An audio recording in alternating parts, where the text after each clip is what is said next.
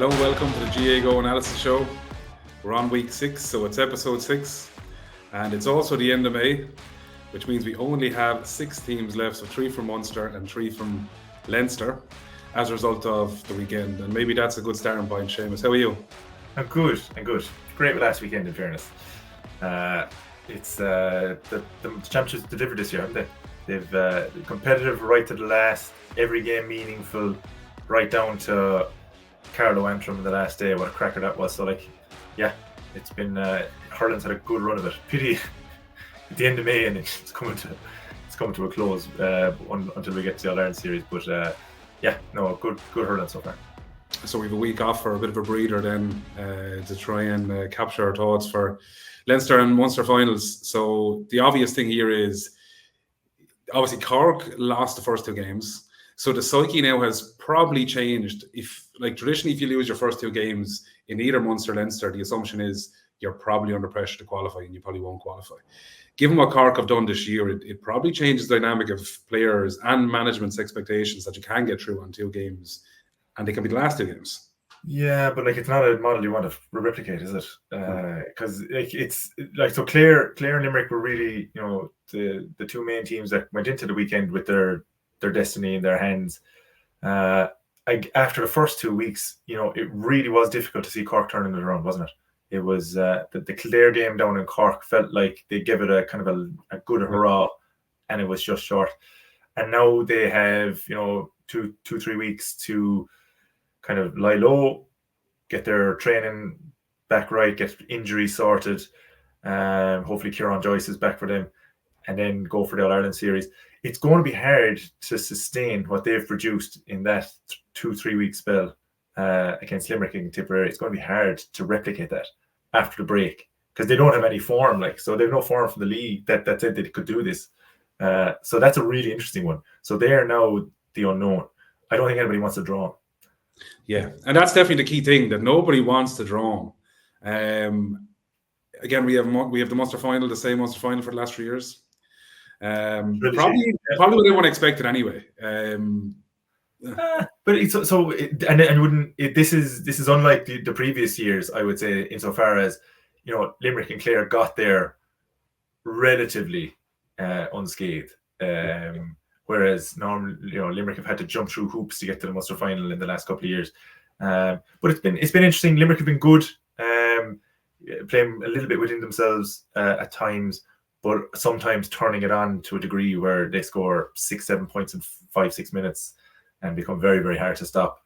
They can turn a 1 point or 2 point deficit into a 10-point lead more than anybody on any other team in the competition. So it's for me, the Munster Championship it's still a kind of a heavyweight. It's always who can land the heaviest blow and who can stay standing. And Limerick have been the last one standing for the last 5 years. It's amazing to think they're going for 6 in a row, considering all the different bumps and challenges they've had on the way. Yeah, and the bump along the way in the Leinster Championship is the obvious Galway exit sooner than expected. Yeah, no, the sending off in the first half for me was huge. I think it changed the whole game. Dublin have been composed while everything else has been kind of falling around them in Leinster. They're the actual one team who I would have said kept a steady tenor, and they just kept it even, didn't they? So even from the most consistent team, they probably should have bet Kilkenny and Parnell Park last week. Yeah. And outside, agreed. I thought the performance against Kilkenny merited the win, but that's no good when it comes to totting up points in the round robin. But the first game against Wexford for them, I thought, was a bit of a wake up. They actually played well in spells. I thought you'd Sutcliffe playing well at times. I like Crummy wing back. I think it's a better place for him. I think it's far more solid. For me, they've played good hurling. But I don't know if they've done great hurling. So at the same time, I'm very interested to see what the Leinster final brings, because Kilkenny are getting healthier. You've got old Cody back the last day. And Walsh. And Wally Walsh. So for me, you've options galore there. It wasn't comfortable against Wexford, but they're starting to get their men back on the field, and the more time they spend together, the better they'll be. Yeah, and even Wexford getting through is great, because for what is a relatively young team, but also for new management to come in and get through to the All-Ireland series is hugely important for confidence beyond this year, regardless of what they do. For Hurling Wexford, it's big. For Hurling Galway, it's a disaster. So it's funny. It's the nature of these competitions. So you've got Tipperary and Munster are in the doldrums, and over in Leinster side, and it's Galway. So it's there's going to be a lot of things to talk about and think about in both counties going forward. Wexford are singing. Yeah. So with that in mind, we'll jump straight in. So I've decided to go with kind of two main areas this week, and I know you have a separate piece, but the first one that I'm really interested in when I was at the match was about Wexford and how they retained possession. A lot of time when we see the likes of our Limericks, they hold possession, but what they like to do is they actually like getting possession on the run or in front of plays. So you done a piece, I think it was in the first or second series or episodes here, where you showed players coming onto the ball at pace. Yeah. In this instance, Wexford do it differently. They actually like to go backwards and try and, as you said before, use it as a platform to try and get the ball through. So this is an example. We'll run with this one first. So this is Damien Reck. If that was a Limerick player, for instance, this is Limerick as an example, he is running off the shoulder and he's getting that ball at pace to attack. Limerick or Wexford in this instance went back the way, because that's obviously the way in which they've been trained. You see then here, Hearn gets the ball. You see the Wexford players on the top of the screen, Lawler, they're actually trying to push back behind as options. So it's kind of like that back pass, which allows them to basically settle themselves and hopefully then give in a good pass. So in that instance, you see three Wexford players, all of them back together, because they know what their job is. This is probably a slightly exaggerated example. Liam Oak wins it nearly on his own 45. You see, the point is obviously, Hearn says, go back the way. Damien Reck is going to be on his own. Let's give it back the way. So he went from being on the far 45, now nearly to bringing it back to his own 45 as the platform to use it. Damien Reck gets on the ball and is really good at delivering the ball in, and gets on the ball and is very, very composed and gives in really good passes. He's been excellent. His first game aside, he's been brilliant since. And here's another example. So a lot of balls went short, and we'll talk in the next minute why. But like, they go short, and then obviously it creates the platform where Mark Fanning can actually see someone movement inside, and obviously give the ball in. So here's another simple example. Goes to Matt Hanlon. Matt Hanlon does the right thing, takes on the ball. He takes a second, he composes himself, he looks up. He has no midfielder, he has no halfback really in front of him coming for the ball. He has no half forward looking for the ball. So he said, you know what? Let's go across the field here and see what the options are. When he passes the ball, it's funny, the knee-jerk reaction is actually to go backwards. It's to get the ball, not even try and physically take on Kilkenny. It's to go backwards and then create that platform. Yeah, and Owen Ryan there, you actually saw him. He was very, very good a number of different times at actually just keeping calm on the ball, taking your option, using your goalkeeper as your extra defender.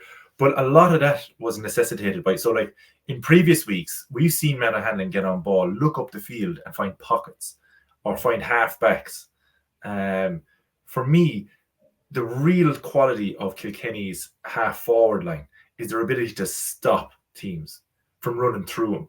By and large, they set up really, really well on the 65 and then press in when the ball is either on the deck or if there's a tackle to be made.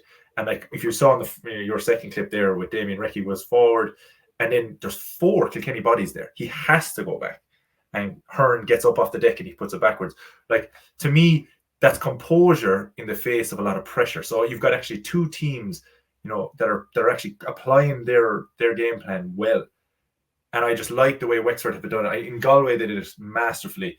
Of this, just don't hit the ball away needlessly, especially into an area that's well defended. Recycle, and Reck has settled really well above an Antrim.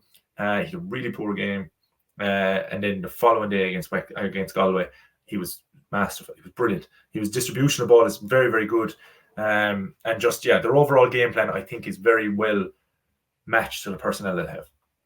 And also, they're very mindful of the fact as well that opposition teams, regardless of who they are, if you hit the ball into space, it allows them to break in numbers and pop around. We saw it even, for instance, last week when Kilkenny allowed Dublin to break in numbers and it resulted in a goal. So Wexford are obviously very schooled, as you said, in if you hit the ball in, it's actually going to hurt you on the scoreboard on your own side. So, and it feeds into the second thing here, right? So my second point, which feeds into the first point, it makes it sound really complex, but it's actually not. So if they're going back the way, what does it actually result in? So we know now that they go back the way, but what is the end result? So the end result is, we can see here the ball is in play. Okay, as we've talked about, everyone gets in around the ball.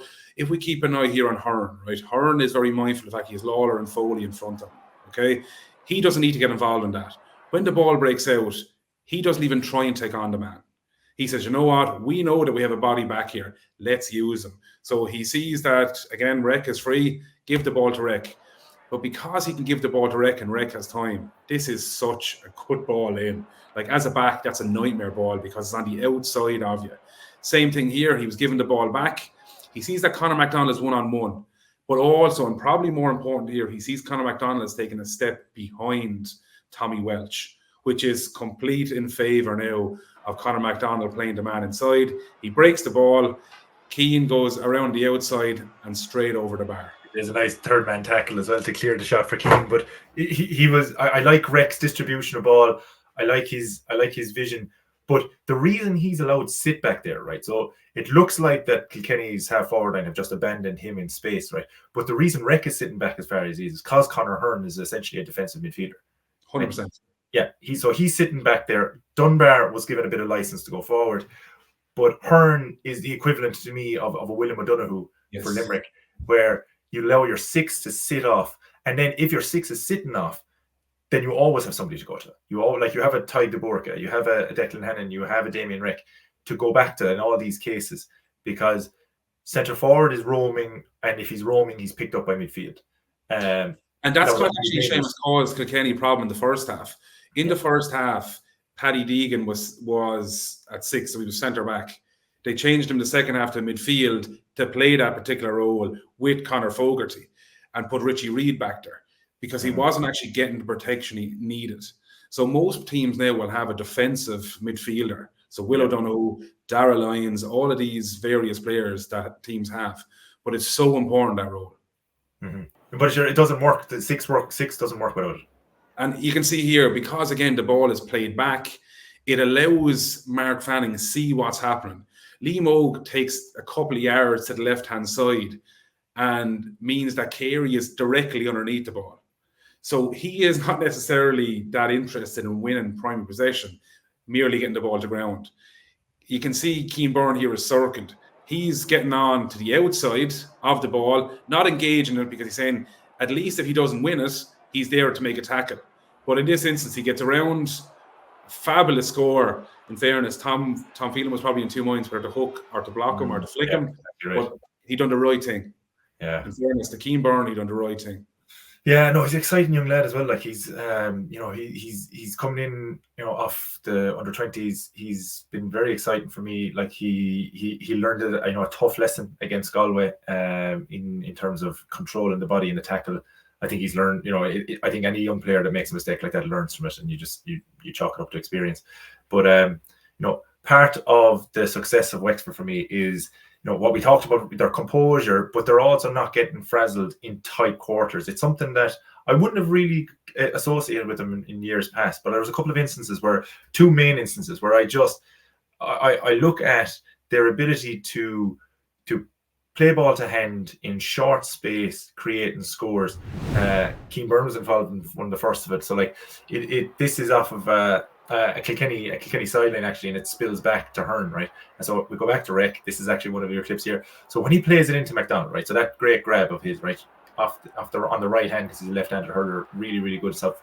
Turns back inside, takes on his man, takes on Deegan. Look at this savage 1-2 with Byrne. Really, really lovely. And then when the ball breaks again to Rory O'Connor, now it wasn't intended to go back to him. We work it in here with Liam Ryan fished it to him. Kilkenny actually managed to recover, right? So now Wexford were in a really good attacking position. They had to recycle ball, and now Kilkenny are set. For me, this is a really challenging space for a lot of teams, and you've got a lot of turnovers in areas like this where you've got a numbers disadvantage. But just working the ball through the hands, Limerick to Dunbar, it's just, for me, it's a really good sign of a team, and it's something that they have to build off of, I would say, for the rest of the year. You got Owen Ryan here again, great on breaks. When Rec gives the ball, you were talking earlier about the fact that he kind of, a lot of time he goes back. You can see here they have the numbers advantage, so there's no need to go back when the Kilkenny half forward line isn't on the press. And this is something I liked when they did work the ball through the hands. You got Limog to Conor Foley, and then Conor Foley has the shot. Now Rec was gone. His run was the right run to give to it, right? But they're a team that when they do work the ball through the hands, they've got pace, they've got good skill in terms of execution of short passes. And it's a way out of, and we spoke about the last couple of weeks, the middle third being congested.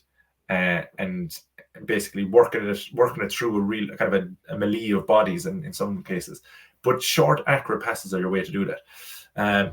Kilkenny can do it, and I've queued up an example of it here where they're pinged back in the corner, and it was a savage catch from Richie Reach. Yeah, I thought he was fabulous at the weekend. He was really, really good. 1-2 with Mikey Butler. Presence of mind. So here we go into Deegan, right? So we've got Wexford players. We've got 3 Wexford players in frame here. But for me, Kilkenny have this going forward a threat if they want to use it. So Hugh Lawler from fullback is so comfortable with the ball in hand. That's what makes him as good a fullback in the country for me. Kilkenny gets on ball, finds TJ, lovely pop. TJ finds Hugh, and Hugh is comfortable to take the shot. Right. So this is something that I actually don't think they use enough. No. I think they're very light. Where we froze the frame there a few minutes ago, where Paddy Deegan was, that was typically stand and shoot for Kilkenny. And I know at different times in the league and in earlier rounds in Leinster, they've been trying to work the ball around midfield and get fellas off the shoulder. But I think there was much, I suppose, example of that against Wexford. They're very reliant on winning, I suppose, 50-50 ball.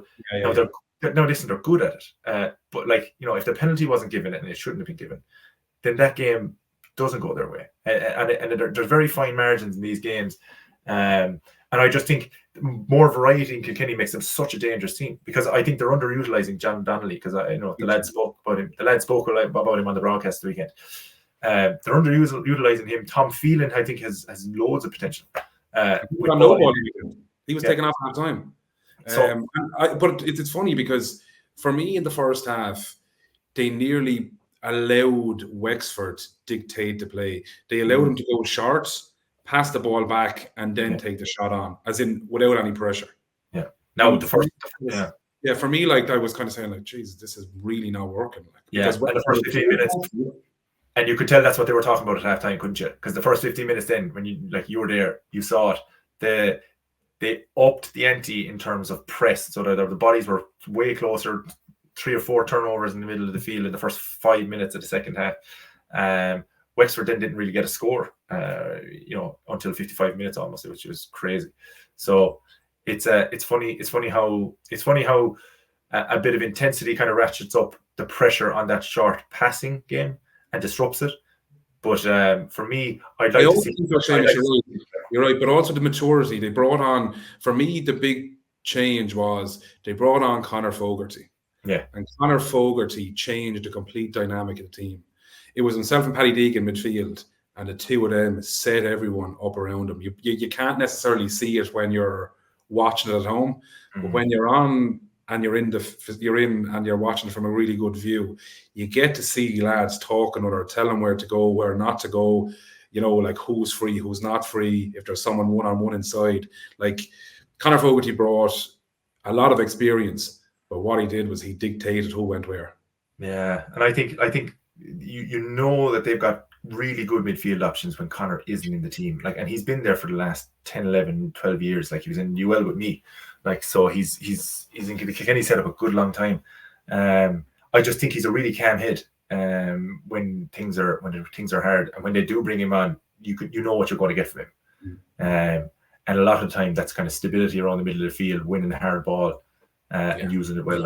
I know I suppose I focused on the short passing there. It's a thing that teams they either do well or they don't. I thought Galway didn't do it well. it's a short pass on the side of things. Against Kilkenny, I thought they used the ball well from the back, delivery into forwards. But it's just Limerick are the kings of it. You can see, like, even their whole idea of the Limerick game plan, especially when they get possession in the backs, is platform, right? So we talked about Damien Reck and his platform, right? And Wexford been comfortable to go back, but Limerick, it's get the ball between the 45 and the 65 to hit direct ball into the full forward line. And so a lot of the time with Limerick, you'll see it's just a poor pass from Fitzgerald there. And then, so Declan Hannon's in possession here. You've got immediately Barry Nash is in the full back position. Dan Morrissey is outside Declan Hannon. You've got Barry's Nash is making a beeline up the field. So Morrissey to Nash, 2 hand passes, and they've got platform. And what they're trying to do with that, when you're talking about platform, the further you hit the ball up the field, the more power you have to avoid 6, or in this case, the sweeper, right? And Limerick's 2-man inside line is nothing new. But the only reason that 2-man inside line works, and Flanagan gets possession here, he actually gets it, comes out the field with it, and has a shot. The only reason that works is because of where Limerick hit the ball from. If they hit it too far back the field, then it's an issue. Here we have Mike Casey. I thought he was immense at the weekend. The fact he was playing first instinct, find a man off the shoulder, pop. Now head is up. We've got platform. We've got an option in front of us. We've got either Tom Morrissey or Colin O'Neill. I think it's Tom Morrissey in this case. I have an option to go short if I want, but Hayes pings the ball into space. Great ball over to Flanagan. In most cases, he controls that and he's got a shot at goal. But for me, Hayes he's been a difference maker all year. When you make a pass like he is making, like, so his vision at the moment is just second to none. Their distribution of ball, he's after cutting out 6 Waterford players there, right? So this is part of the condition games they play with Connacht, right? So you've got very small spaces, you've got 6v6, then you've got 6v5s. Keane Lynch then finds Tom Morrison over the bar. But this is a coaching point repeatedly. Is Connacht wants short, accurate passing in close space. When Mike Casey gets on the ball here again, look, short pass.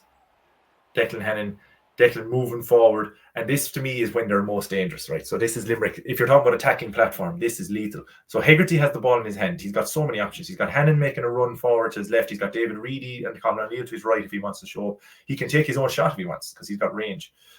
But he's got the full forward line is wide open as well. But when you play it on here, Declan is able to go forward. Keane Lynch is holding 6, so Declan is free to go forward without fear of the turnover and ball coming back. And then 9 times out of 10, that ball is over the bar.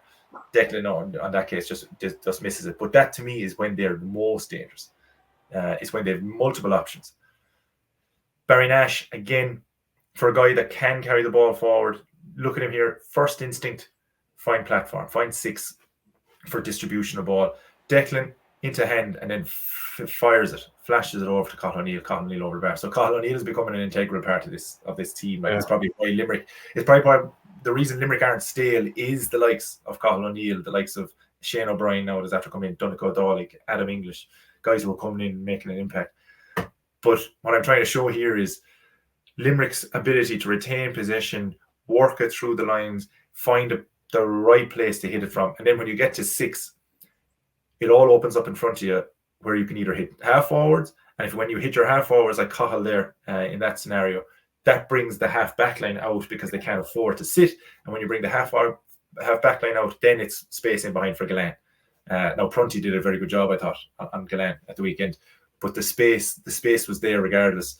And then when it wasn't there, when the option to hit long wasn't, then work the ball through the hands. Now against Cork, I could show you examples of where they overdid that short pass. Yeah. And you've got 4 or 5 hand passes in a row, not actually leading you to a platform to strike. That's not what you're after. What you're after is 1, 2, 3 hand passes or less, platform to strike, and options. But and it's something that we don't necessarily talk about a lot because the expectation has been there for so long with this Limerick team. But the hurling is just incredible. Like, it's the execution. It's the execution of the skills. Yeah, I was just amazed by they're under pressure and they're flicking balls left and right.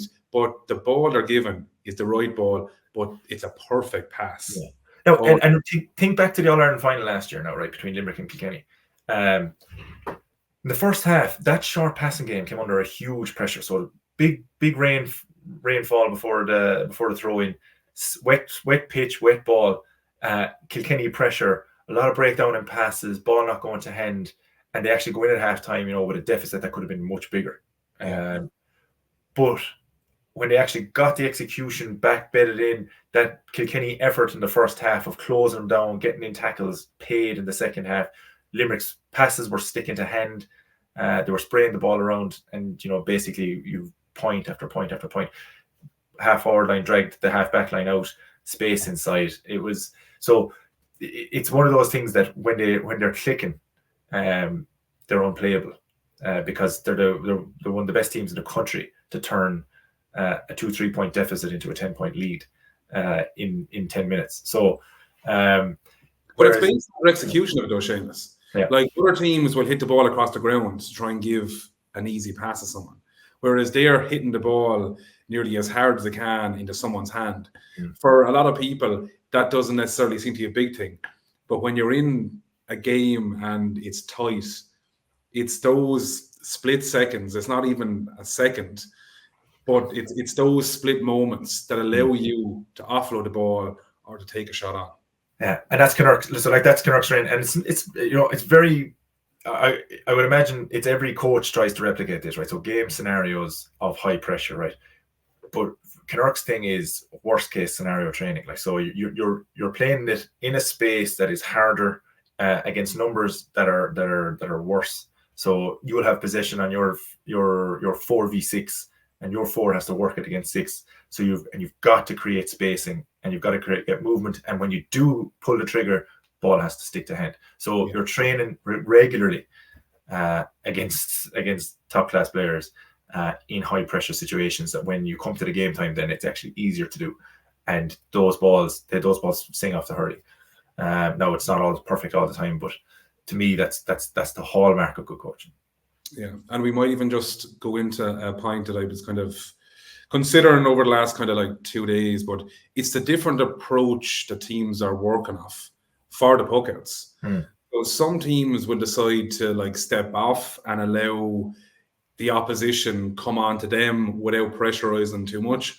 Other teams literally want to be standing up the backside of someone else, and the minute the ball goes to hand is to hit them and to make sure that they're under pressure getting the ball out. So my last kind of set of clips here are very much based on that, where it's actually, do you know what? We'll look at the Limerick one, for instance, right? The sharp bucket went to Prunty. Prunty then went to Mark Fitz. Mark Fitz turned, and the first person that hit him was Hegarty. As a result, then Mark Fitz knows that he has to get rid of this ball quick or it's going to be turned over. So Prunty gets the ball, probably a poor enough ball. Ball is flicked, so Will O'Donoghue gets the ball flicked down, hits the deck. In that very short, like 2-3 second window, you have like 5 Limerick players in a tight area. And just from speaking to you there about the games, it allows them to pick the ball off. Now, Kevin Manny came back, made a great hook, but looking at the ball inside. Now, Harry Nash fouled 3 times in the space of a second, ball over the bar. And that's from a puckout. Yeah. So, like, he's hit straight away. Here's another example where Limericks press, Prunty gets the ball, turns in. Gillan is cute enough to know that he's after taking 2 or 3 steps already. Wait until he takes another one, that he has to engage him, and then take him on. Tig then, because he has to hit Gillan, Prunty has to hit Gillan, allows Cathal O'Neill to get close to Tig. And that cuts out the options there. Now, take away the free. And the key point here is Gillan is the one that made the tackle, the initial tackle on Prunty. If this wasn't a free, he's the person that's picking up the ball. Yeah. That's the pressure we're talking about. Like, he is on the ball. They were so progressive on Sunday.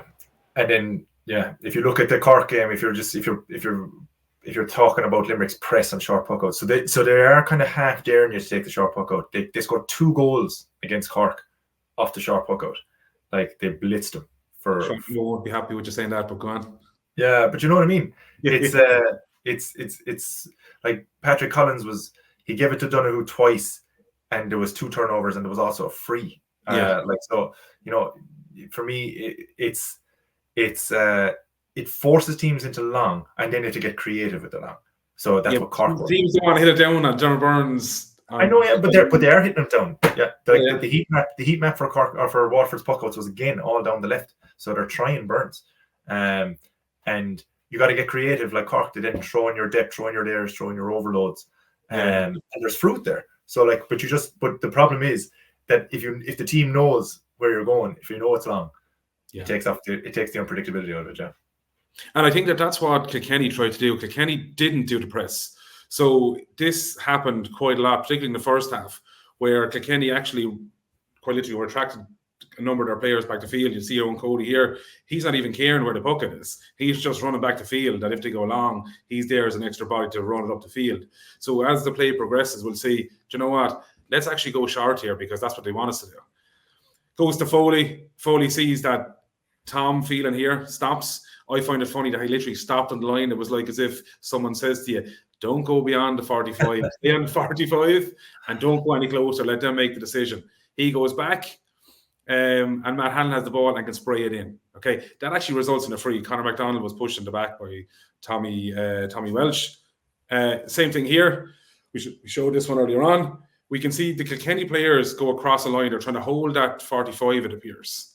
But in the far side of TJ and the far side of John Donnelly, John Donnelly is actually going to engage and he realizes, I actually don't do this. And he takes a step back.